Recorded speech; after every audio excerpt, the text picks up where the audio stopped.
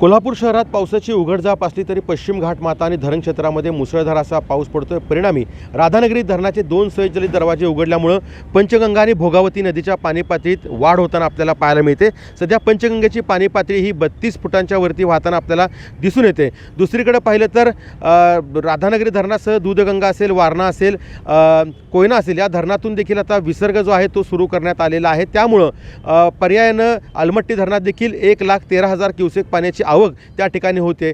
मात्र 1,30,000 क्युसेक पाणी जे आहे ते पुढे अलमट्टी धरणातून सोडलं जाते। त्यामुळे कोल्हापूर आणि सांगलीकरांना काहीसा दिलासा आपल्याला मिळाल्याचं पाहायला मिळते। ही जी दृश्य पाहतोय ही पंचगंगा घाटावरची दृश्य। या परिसरातील सगळी मंदिरं आहेत ती गेल्या 8 ते 10 दिवसापासून पाण्याखाली गेलेली आहे। पंचगंगा अद्यापही पात्राबाहेर असल्याचं आपल्याला पाहायला मिळते।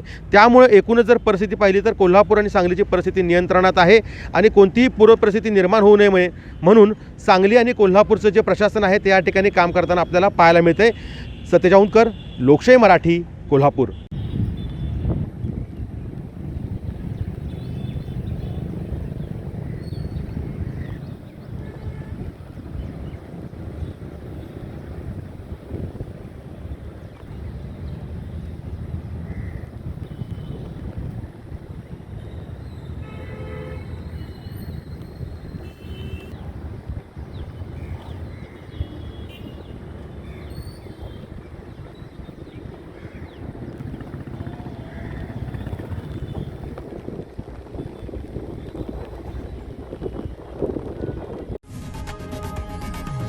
लोकशाही मराठी ऐका, पहा, जागरूक रहा।